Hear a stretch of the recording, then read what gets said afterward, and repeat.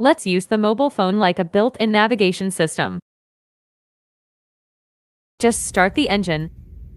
The screen of the smartphone that was waiting turns on, and the navigation app will launch immediately.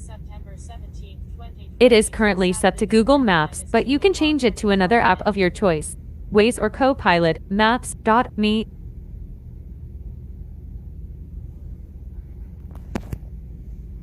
Now you can drive safely using the navigation. If your device's screen is large enough, you can have tasks in multi-window at the same time.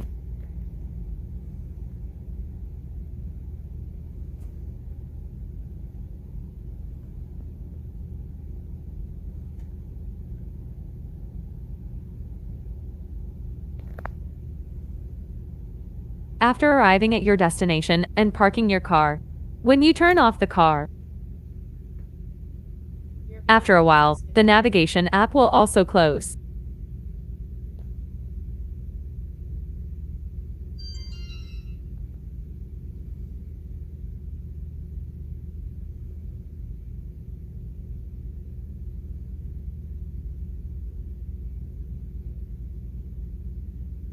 Likewise, the screen turns off and various settings can be changed to suit standby mode.